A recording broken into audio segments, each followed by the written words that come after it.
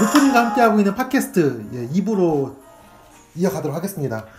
1부에서 에필로그 편을 끝내고 이제 본격적으로 사실은 저희가 무슨 얘기를 할지 모르고 사실 이걸 시작하잖아요. 그런데 얘기하다 보니까 전혀 모르죠. 얘기하다 보니까 이거 오스카 라켓하고 지금 제가 만들고 있는 에이스, 그다음에 모비딕 라켓, 그다음에 오즈 라켓, 아크라시아까지 연결해 보니까 제가 얘기할 게 좀 많아지네요. 근데 요즘에 제가 좀 느끼는 게 예전처럼 글을 쓸 수 있었으면 좋겠어요. 근데 글을 쓸 수 있는 시간이 너무 없어가지고 또 한편으로 보면은 또 제가 대학 탁구 연맹 또 대학 탁구 동호인 연맹 일도 생겼고 또 자전거 사업이 엄청 바빠졌어요. 또 그러다 보니까 탁구만 하시는 게 아닙니다 지금. 그래서 그러다 보니까 또 이제 그리고 운영자로 지내다 보니까 제가 그냥 이 카페 활동이 이론이라기보다는 그냥 교통 정리하고 뭐 문제 생기지 않나 점검하고 뭐 약간 이런 입장으로 좀 바뀌었어요. 그래서 글을 많이 못 쓰고 있는데 이렇게 얘기를 하면서 더 자유롭게 얘기할 수 있을 것 같아요. 그래서 말씀하신 것처럼 오스카라는 라켓은 제 생각에는 굉장히 그 독특한 라켓 역사에서 포지셔닝을 차지하고 있고 그 가치는 굉장히 오래 갈 거라서 생각을 해요. 그리고 이제 윤홍규 선수가 지금은 탁구닷컴의 이제 그 직원이지만 저하고 10년에 넘는 세월을 지내면서 계속해서 썼던 라켓이고 그리고 저도 상당히 오랫동안 오스카를 썼어요. 오스카는 지금 생각해봐도 참 좋았던 라켓이고 제가 아마 라켓 개발자가 아니라고 하면 오스카를 더 오래 썼을 거예요. 그런데 이제 저는 라켓 개발자니까 오스카를 쓰다가 다른 라켓으로 넘어가야 되죠. 그러니까 오스카가 그 당시 그 라켓 개발 상황에서는 아까 말한 막다른 골목이었어요. 거기서 더 뭘 만들 수가 없어요. 그래서 거기서 확 전환을 한 것이 리썸이에요. 이해가 되시죠? 그러니까 1세대에서 끝판왕에 오스카에서 다 하고 싶은 걸 다 했어요. 다 했고 거기서 이제 막다른 골목에 부딪혔을 때 오스카는 잘 나가는 라켓이잖아요. 그러니까 잘 나가는 라켓에서 회전이 많은 라켓 또는 공이 짧게 들어가는 라켓 그러다 보니까 가변 반발력이라는 되게 엉뚱한 개념이에요 사실은. 그러니까 한 라켓이 잘 나가면 잘 나가고 안 나가면 안 나갔지 한 라켓이 잘 나가기도 하고 안 나가기도 하고 가변 반발력이라는 이름을 누가 지으셨을까요? 제가 지은 이름은 아닌데 그러게요. 예전에 누가 가변 반발력이라는 말을 붙이셨는데 사실 가변 반발력이라는 것 자체가 그런 게 물리학적으로 없지 않나요? 있으시죠. 제가 볼 때는 가변 반발력은 감각의 측면인 것 같아요. 그래서 넥시 2세대를 만들 때는 가변 반발력이라는 개념을 생각한 다음에는 가변 반발력을 그러니까 극단적으로도 해보고 그걸 아주 여러 가지 형태로 그러니까 가변 반발력이 있는데 표층이 히노키인 라켓, 표층이 림바인 라켓 뭐 이런 식으로 펼쳐봤죠. 그렇게 쭉 펼쳤다가 3세대에 가면서 가변 반발력이 무조건 극단적인 것이 아니고 감각적으로는 적당한 정도의 깊이 어느 적당한 선에서 타협을 해야지 너무 심하면 안 되겠구나 라고 해서 타협점을 찾은 게 이제 3세대 그렇게 되거든요. 넥시의 역사가. 그래서 이제 3세대까지 가다 보니까 3세대의 마지막은 제가 3세대의 마지막을 뭘로 장식했나요? 지금 3.5세대라고 부르는 라켓 카나프 라켓 그 전에 뭘 만들었는지 기억이 안 나나요? 그 이유가 젤롯인가요? 그 이유는 체데크입니다. 저도 헷갈려요 이제.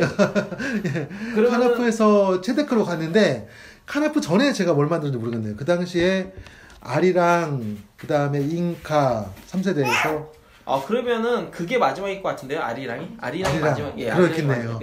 아리랑이 어떻게 보면 또 끝판왕이네. 그 각 세대의 끝판왕은 뭔가 의미가 있어요. 아리랑이 그러니까는 파워에 있어서 끝판왕. 그 아리랑이 끝판왕이었고 잉카와 아리랑이 어떻게 보면 3세대 끝이네요. 그러면서 이제 공이 바뀌면서 회전의 측면으로 넘어가면서 카나프가 나왔죠. 그렇게 됐고 4세대의 끝판왕은 루비콘인데 젤로서부터 이어지는 그 라인 4세대의 어떻게 보면 정점에 있는 라켓은 젤로 같아요. 저는 때는... 별로. 다들 좋아하고 저도 썼는데 제가 좋아하는 스타일은 아니에요. 4세대의 정점은 사실 체데크가 정점일 수도 있고. 체데크도 그렇고 저는 루비콘이 제일 좋고 그리고 그 전에는 루비콘 나오기 전에 오히려 저는 올람을 더 좋아했었고요. 올람도 좋은 라켓이에요. 올람이 좀 저평가된 면이 있어요. 올람이 왜 저평가됐냐면 올람이 저는 나름대로 독특한 라켓이라고 생각을 했는데 가치가 있는 라켓이라고 생각을 했는데 일단은 제 전형이 올람하고 좀 안 맞고요. 그러니까 그게 제일 문제예요. 지금 넥시의 이 홍보에 있어서 가장 큰 걸림돌은 오스카님이에요. 제가 그러니까 너무 자신과 안 맞으면 홍보를 안 해요. 근데 올람의 경우는 사실은 굉장히 좋은 라켓이거든요. 지금 제가 젤롯이랑 같이 나온 라켓이 올람이고 그리고 아크라시아예요. 제트 블레이드도 그 무렵에 조금 더 후에 나왔지만 조금 더 뒤죠. 제트 블레이드와 그리고 루비콘이 같이 나온 거예요. 근데 이제 거기서부터는 제가 이제 명확하게 알죠. 거기서부터 이제 리뷰어를 했으니까요. 근데 그 당시에 올람이 딱 제가 원하는 스타일이에요. 그러니까 올람의 스타일은 제가 볼 때 맞으실 분 몇 명 있어요. 올람 맞으실 분이 루프 드라이브도 그렇고 저기 붉은 대진님도 올람 맞으실 것 같아요. 제가 볼 때 붉은 대진도 맞으실 거고 그 중패 치시는 분 올람 되게 좋아하시는 분 계신데 제가 그럼 뵀었는데 아무튼 그리고 최근에 또 올람 되게 좋아하시는 분 중에 하나가 한 분이 넥시 리뷰어 중에 한 분이 계세요. 갑자기 뭐 생각이 안 나는데 어쨌건 그분도 올람 엄청 좋다고. 그러니까 이거예요. 그 넥시 라켓들이 지금 이제 쭉 앞으로 이제 또 이야기를 하실 텐데 그 중간에 제가 조금 가이드라인을 갖다가 쳐드리면 넥시 라켓은요 저평가되어질 수는 있지만 저급한 라켓은 없고요.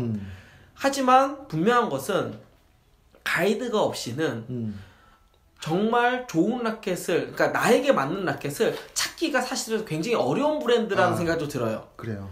왜냐면 뭘 쓰던 다 중타 이상 해요. 넥시 라켓의 특징이에요. 근데 정말 좋은 나와 딱 맞는 라켓은 가이드가 분명히 필요해요. 그 넥시 라켓의 그 정의를 하자고 하면 제가 볼 때는 세밀하게 세분화돼서 이렇게 펼쳐진 브랜드가 없어요. 그러니까 자기네들이 잘하는 거는 그것만 계속해. 그래서 똑같은데 표층만 바꿔 간다거나 똑같은데 두께만 다르거나 이렇게 만드는데 넥시는 항상 명확한 목표가 있었고 그 목표에 맞는 지점을 찾아갔기 때문에 라켓들이 전부 다 고유한 특성이 있어요. 그건 확실해요. 그래서 자기가 어떤 스타일을 원하는지를 알면 그걸 찾아갈 수 있어요. 근데 이제 가이드라는 부분을 생각을 해보면 제 생각은 그런 것 같아요. 넥시 라켓 중에서 뭐든지 하나를 사요 일단. 하나를 사면 그 라켓보다 조금 더 뭐한 것들이 쫙 펼쳐져 있는 거예요. 어떤 바운더리 내에서. 하나를 사면 하나를 더 사야 된다. 하나가 아니라 2개, 3개, 4개 계속 사서 근데 찾아가야 되는데. 그 전에 요거 잊을 수 있어서 이 얘기를 좀 드리면은 오스카 라켓을 제가 이거를 이제 판매하시는 분 입장에서 그러니까 브랜드 내에서 판매하는 분의 입장에서 제가 아까 5년, 6년이라는 그런 시기적으로 제가 이야기를 드렸을 때 공감하지 못하실 수도 있어요. 왜냐면 처음 딱 판매를 했는데 잘 나가는 라켓이고 그러니까 잘 판매되어지는 라켓이고 그리고 시장 평가도 굉장히 좋다라고 평가하실 수 있어요. 근데 제가 원래 있었던 이제 구장에 대해서 잠시 설명을 드리면 송파에 있는 그 모 구장인데 이제 이전 국대 하셨던 분이시고요. 그리고 특히 관장님의 경우 라켓을 굉장히 많이 이제 사용을 해보신 분이에요. 어떤 이야기를 드리려고 하냐면 윤홍균 선수하고 관계도 있어요. 그래서 찾아오기도 했었고 근데 윤홍균 선수가 당시 그 오스카 라켓의 제니우스 붙이고서 이제 막 우승하고 옵티멈 플러스 한 10년 전에 이제 전국대 막 쓸고 다닐 때였어요. 한동안은 그때. 뭐 전부 다 쓸었죠. 근데 한동안. 그래서 아마 윤홍균 선수가 들고 왔는지 아니면 윤홍균 선수의 영향으로 구입을 한지는 모르겠지만 오스카 라켓을 관장님이 이제 들고 오셔서 저보고도 이제 좀 쳐보라고 그리고 자신도 좀 쳐보고 했는데 사실은 그 당시에는 평가 별로 좋지 않았어요. 지금 와서 제가 생각을 해보면 오스카 라켓은 그 당시에 그 티모볼 ALC나 그런 ALC류 혹은 사람들이 흔히 말해서 라켓은 이런 라켓이다라고 고정관념되어 있는 특성치와는 약간 다른 특성치예요. 많이 다르죠. 제가 볼 때는 많이 다른다고 느껴요. 그리고 선수 물을 진짜 먹으신 분들, 엘리트 분들이 선호하는 라켓과 동호인들이 선호하는 라켓이 다른데 하지만 중요한 것은 분명히 라켓이 다르다 보니까 이것이 초반에 시장에 나오고 유동균 효과가 분명히 있기는 했지만 하지만은 라켓 자체의 특성이나 성능은 저평가되었던 그런 아쉬움이 있었고요. 없어요. 만약에 동일한 라켓이 다른 해외 유명 브랜드에서 나왔다고 하면 훨씬 더 많이 팔렸겠죠. 네. 넥시 브랜드에 한계가 있었어요. 네. 5, 6년이 지나고 나서 사람들이 입소문을 통해서 혹은 유동균 선수의 또한 꾸준한 성적을 통해서 어느 정도 입증이 됐다라고 생각이 들고요. 네. 그리고 또 하나는 오스카 라켓의 경우에는 굉장히 독특한 게 셀볼 때 만들어진 라켓이고요. 셀볼에서 굉장히 좋은 평가를 또 받았던 라켓인데 폴리볼로 넘어오고 ABS로 넘어오면서 더 좋은 평가를 받는다는 거예요. 사실 굉장히 독특한 케이스인 거거든요. 저는 그거 이해가 가요. 왜냐면 오스카 라켓은 이제 유동균 선수하고 탁구를 쳐본 사람들은 제 말에 공감을 할 거예요. 굉장히 많은 공을 앞에서 처리해요. 네네네. 앞에서 그냥 빡빡빡빡 이렇게 때리는 스타일로. 네네. 그래서 이 라켓의 반응이 느리면 안 돼요. 푹 감아가지고 멀리 보내고 이런 예를 들면 클리퍼나 이제 오펜시브 클래식 이런 류의 라켓들은 유동균 선수한테 안 맞아요. 네네네. 저는 그런 류의 라켓들을 되게 많이 만들었거든요. 네네. 그러니까 오스카 라켓을 한번 만들고 제가 상당 기간 동안 비슷한 류의 라켓을 만들지 않은 이유 중에 하나는 제 스타일이 좀 아니에요. 오스카가. 그리고 그렇다 보니까는 그런 류의 라켓 아까 말씀드린 것처럼 오즈, 아크라시아 또 지금의 모비딕까지 에이스 모비딕에 이르기까지 이런 몇 개의 라켓들이 뭐 잉카라든지 잉카는 오히려 제 스타일에 좀 가까웠고요. 잉카는 사실 좀 정말 비운의 라켓인 것 같아요. 잉카가 정말 아쉽죠. 잉카는 그게 오히려 티바에서 나온 게 아쉬운 것 같아요. 아리랑도 덩달아서 아쉽고 처음에 고가로 했다가 그 다음에 제가 덤핑을 했는데 가격을 싸게 팔아서 오히려 더 저평가됐어요. 그냥 계속 그냥 그 가치를 갖고 있어야 되는 건데 근데 아무튼 뭐 아쉬운 점이 있긴 하지만 그런데 이제 그 오스카 라켓은 굉장히 짧은 순간에 폭발적인 반응을 가져올 수 있는 구성이에요. 비슷한 류를 찾자고 하면 칠갑합판 중에서는 올람이 비슷하고요. 그럴 수 있겠네요. 올람이 비슷하고 그 다음에 아크라시아가 비슷해요. 아크라시아도 저는 잘 모르겠어요. 아크라시아는 공을 깊이 잡아요. 그렇죠. 오스카는 표면에서 그렇죠. 쳐내고 그런데 아크라시아의 가변 반발력 중에서 잘 나갈 때의 반응을 생각해보면 비슷할 거예요. 좀 단단하게 딱 그렇죠. 딱 치는 순간 그 순간. 그래서 그런 류의 그리고 이제 지금 모비딕은 약간 더 잉카에 가깝고요. 잉카류라든지 아크라시아에 좀 더 가깝고 에이스는 오스카에 좀 더 가까워요. 표면에서 반발을 해줘요.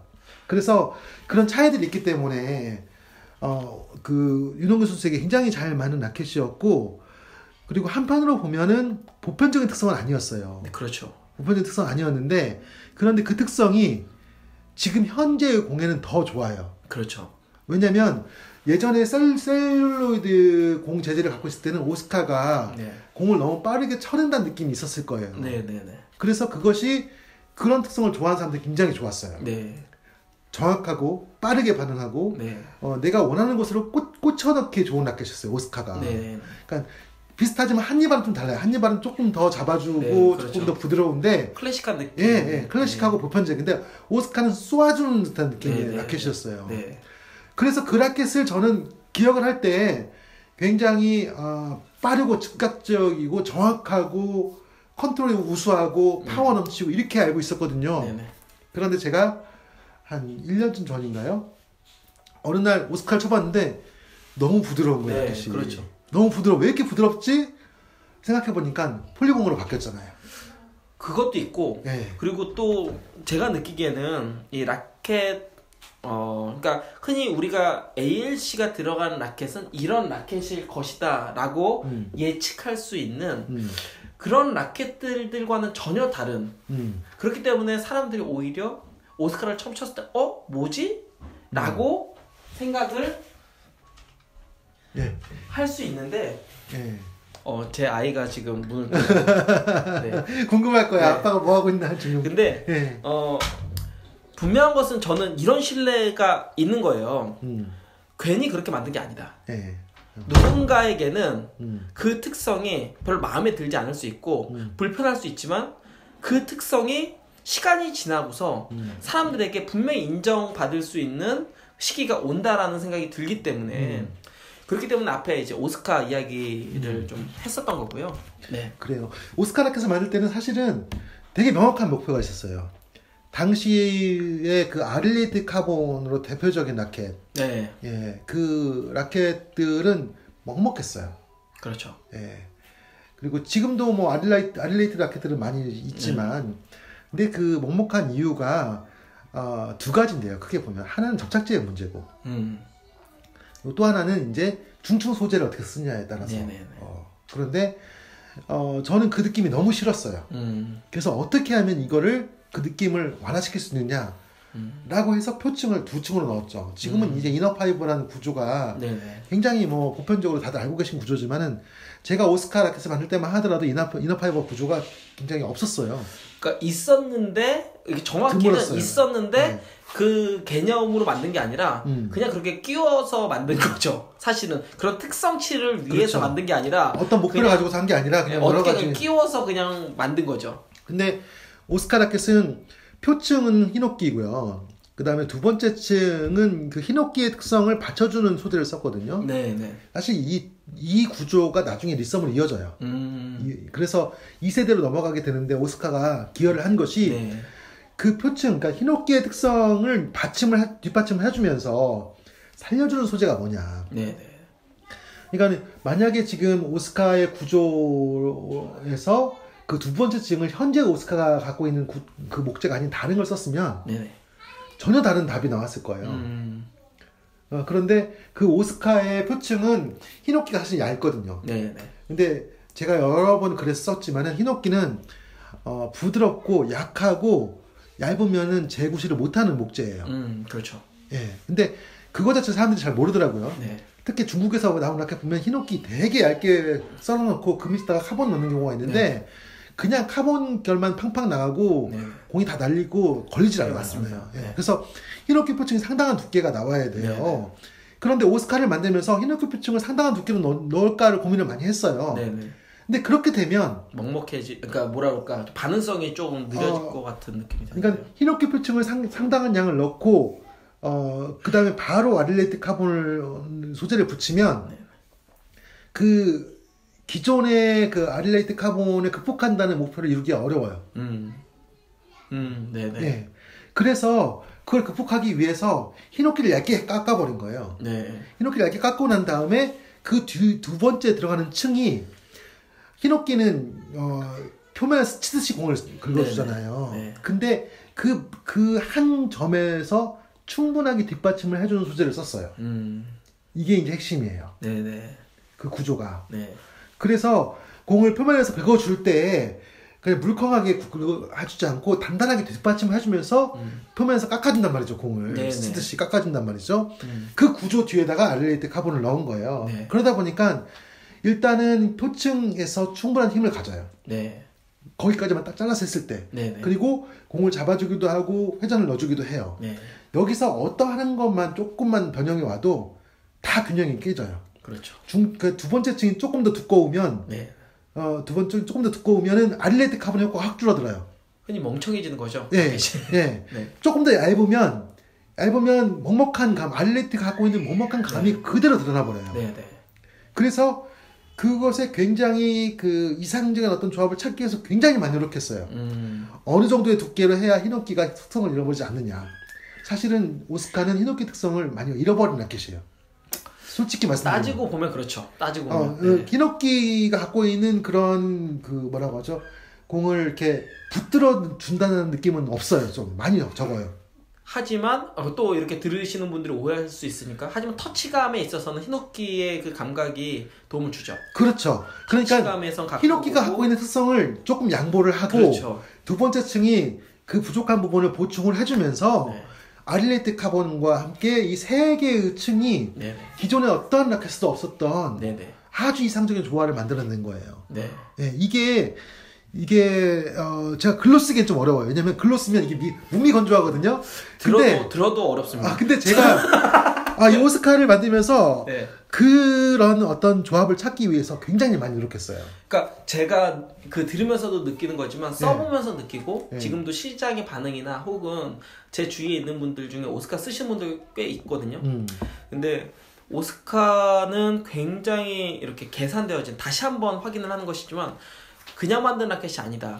그 말 지금 저한테 와닿아요. 계산되어진 라켓이에요. 네. 오스카는 당시에 있던 모든 라켓의 정보를 다 동원해서 계산되어서 굉장히 이상적인 조합을 찾아내는 라켓이고요.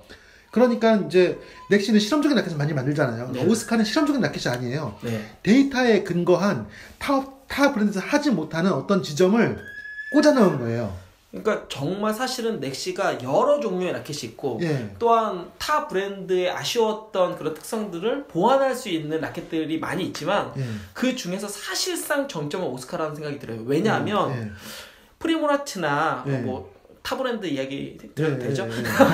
네, 혹은 뭐 슐라이거 카본 류 혹은 뭐 그런 히노키 카본이라고 불리는 흔히 히노키 카본이라고 불리는 그러한 그 라켓들이 주지 못했던 아쉬웠던 부분을 사실상 오스카가 그렇죠. 딱 잡은 거죠. 그렇죠. 그러다 보니까 수많은 사람들이 히노키 카본을 사용을 했는데 뭔가 아쉽고 이거를 채우려고 다른 표층이나 혹은 다른 류의 라켓들을 쓰다가 결국은 오스카로 올 수밖에 없는 딱 지금 그런 시장의 모양새라고 생각이 들어요. 네. 그러니까 그런 지점을 찾는다는 것이 사실 1세대의 목표였어요. 그러니까 네. 기억하실지 모르겠는데 넥시 1세대는 없는 걸 창조하는 게 아니고요. 네. 있는 것들 사이에 빈 곳을 찾는 게 넥시 1세대의 목표였거든요. 그러니까 한니발이라든지 오스카라든지 덱스터라든지 굉장히 유니크하죠. 네, 네. 그런데 아주 창의적인 건 아니었어요. 네. 그래서 오스카는 계산에 의해서 나온 라켓이고 그래서 제가 그 오스카 설명을 쓸 때 지금도 기억이 나네요. 거기다가 컴퓨터라이즈드 컨트롤이라는 말. 컴퓨터라이즈, 그러니까 컴퓨터처럼 계산되어진 컨트롤을 갖고 있다 이런 말을 썼는데 제가 아까 말씀하신 그 계산된이라는 표현이 저한테 맞는 것 같아요. 오스카에 대해서. 제작도 계산되어진 제작을 했고. 그러니까 사실 오스카 라켓이 굉장히 독특한 케이스예요. 넥시 라켓을 쭉 보시면 처음 만들어지고 수년이 지난 후에 다시 이 정도의 인기를 끌을 수 있었던 라켓은 없었던 것 같고 이것은 타 브랜드에서도 마찬가지라고 생각해요. 물론 최근에 이제 중국 선수 때문에 비스카리아라는 라켓이 이제 뭐 막 유행을 하고 이렇기는 했지만 넥시라는 브랜드 특성상 사실상 그거는 선수 마케팅으로 이루어진 결과물이고 오스카 라켓의 경우는 100% 라켓 성능에 의해서 만들어진 결과이기 때문에 이거는 앞으로도 계속 이어진다라는 얘기거든요. 사실 무너지지 않는다는 것이죠. 라켓 자체가 바뀌지 않는다는. 네. 근데 말씀하셨지만은 사실은 넥시 브랜드를 시작하면서 극복하려고 했던 라켓들이 이제 그 비스카리아도 하나의 예예요. 그러니까 비스카리아가 계속해서 인기를 끈다 그러면 제가 볼 때는 오스카도 똑같이 인기를 끌 수밖에 없어요. 왜냐면 비스카리아의 단점들을 극복한 버전이거든요. 오스카가. 그래서 이 두 라켓을 비교해서 치시면 되게 흥미로울 거예요. 제가 사실 글로 쓰기에는 그런 점을 다 말하기가 좀 애매한데 제가 제작한 입장에서는 저는 그 많은 인기를 누리고 있지만은 타사 브랜드들의 그런 라켓들의 빈 곳을 계속 봤거든요. 뭐 버터플라이의 비스카리아뿐만 아니고 TSP 라켓도 그렇고 당시에 우리나라에서 유행하는 라켓들이 있어요. 그리고 이제 히노키 파워 뭐 이런 거 그런 라켓들이 있죠. 근데 그런 라켓들도 이제 아릴레이트 카본을 썼던 라켓들 류들이 이렇게 있는데 그 모든 라켓들하고 전혀 다른 구성을 취했고 그리고 굉장히 균형점에 와 있고 그래서 어떻게 보면은 제가 계산의 끝판왕 더 이상 계산하기가 힘들다. 라는 어떤 한계점이 오스카에서 왔던 것 같아요. 그래서 세대를 갈아탔죠. 거기까지 한 다음에. 그러니까 지금 들으시는 분들이 저게 무슨 얘기인가 싶을 텐데, 그러니까 지금 그 오스카님의 이야기를 듣고서 다시 오스카 라켓을 보니까 히노키 표층을 갖고 있는 카본 라켓 중에서 이너파이버 구조를 갖고 있는 라켓이 없는 걸로 왜냐면 저도 잘 모르겠네요. 저도 지금 딱 생각은 안 나요. 있을 수도 있는데 왜냐하면 보통 우리가 히노키 카본을 쓰는 이제 목적은 확실하거든요. 세게 그냥 빵 하고 때리려고 쓰는 거고 깊이 잡아서 보다 강하게. 근데 그러다 보면 우선 감각적인 손실도 있지만은 또 하나는 그러니까 반응성적인 부분에 있어서 앞에서 빠르게 쳤을 때 조금 무딜 수 있다라는 그런 단점이 있는데 오스카는 히노키 카본임에도 불구하고 반응성도 괜찮고 감각적인 부분도 괜찮다라는 게 지금 생각해 보니까는 두 번째 푸츠 그러니까 두 번째 이제 나무 구성에서 그렇죠. 그 부분도 있고요. 더 쉽게 얘기를 들어볼게요. 히노키 카본 라켓들이 쭉 많이 나왔던 이유 중에 하나는요. 네네. 히노키 목재 자체를 일본에서 독점을 했기 때문에 네네. 유럽 브랜드가 비슷한 걸 만들 수가 없었어요. 네. 그러니까 편하게 독창적인 것을 만들 수가 있는 거예요. 네. 그래서 히노키의 퀄리티 높은 그 양질의 히노키를 자기네만 쓸 수 있기 때문에 거기다가 그냥 카본 깔고 중간에 뭐 아무거나 넣으면 그냥 독특한. 예. 생각해보니까는 외국. 네, 너무 쉽게 라켓을 유럽 브랜드 중에서는 확 뜨는 게 없네요.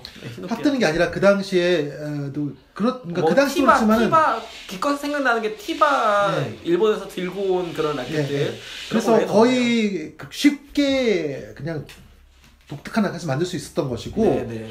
그런 연구하려는 태도 자체가 사실은 없었죠. 네. 대다수의 일본 회사들이 제가 볼 때는 제가 이런 말을 하긴 좀 그런데 잘난 척하는 느낌이 들 것 같아서 그런데 실제로 저는 제가 이 넥시 브랜드를 하기 전에도 그렇고 수많은 브랜드들이 해마다 라켓을 대여섯 가지를 새로운 걸 내놔요. 네네. 근데 1년 지나면 다 단종되고 한두 개 라켓 남아요. 네. 3, 4년 지나면 없어요 라켓이. 그렇죠. 보통 그렇죠. 보통은 그래요. 네. 하지만 넥시를 제가 만들 때에는 이 라켓은 하나 만들면 네. 10년, 20년 후에도 가치가 있는 라켓을 만들고 싶었어요. 네네. 그래야 맞다고 생각을 해요. 네네. 그래서 넥시 라켓은 어느 한 가지라도 이건 이상하네 이런 라켓이 나오면 안 돼요. 네. 제 입장에서는 네. 그냥 제가 갖고 있는 모든 것을 100% 다 쏟아 부어서 완성된 라켓만 나와야 돼요. 네. 그리고 그 라켓의 가치는 다른 라켓과 겹칠 수가 없어요. 네. 그 넥시 라켓이 지금 수십 개가 있지만 네. 수십 개가 겹치지 않잖아요. 네. 이것도 굉장히 어려운 부분이에요, 사실은. 그렇죠. 네, 어려운 부분이에요. 근데 어쨌든 그렇게 해오고 있고. 그런 입장에서 봤을 때 그 당시의 라켓들이 저는 정말 마음에 안 들었어요. 똑같은 구조에서 브랜드만 갈아붙이고 네. 두께 조금 다르게 하고 네. 그냥 계속 내놓는 그런 라켓들이 네. 마음에 들지 않았어요. 특히 아릴레이트 카본은 사실 굉장히 그 카본만 사용한 거는 다른 특성이 있는데 네. 그 특성을 너무 못 살리고 있는 거예요. 제가 봤을 때. 그렇죠. 그래서 이것은 이렇게 쓰면 안 된다라고 해서 찾은 것이 이제 오스카 라켓이었거든요. 네. 그러니까 문득 그 이야기를 하시는 그 부분을 다시 한번 생각을 해보니까 10여 년 전에 흔히 말하는 아릴레이트 카본이 들어가는 라켓들은 말이 뭐 여러 종류의 라켓들이고 이름들이 있었지만은 사실 그 구조에서 그 모양새에서 크게 바뀌지 않은 라켓들이 쏟아져 나왔었어요. 지금까지도 그렇죠. 왜냐하면 지금까지도 그래요. 그 부분은. 이제 제작하는 사람의 입장에서도 연구를 해봤겠지만 이 이상 뭔가를 갖다 변화를 주면은 아릴레이트 카본의 그 특성이 너무 세지거나 너무 약해지거나 그러니까 그분들은 그분들 나름대로의 어떤 한계점에 이제 부딪혔기 때문에 그 이상을 만들기 쉽지 않았을 것 같고 또 그 오스카 라켓의 경우는 그 부분을 전혀 다른 차원에서 그렇죠. 극복한 라켓이라는 또 생각이 들고요. 네, 예. 네. 예, 그래서 우선 이번 파트는 이렇게 하고 싶은 게 더 많은데 다음 파트로 넘어가도록 하겠습니다. 넘어가 보자. 예.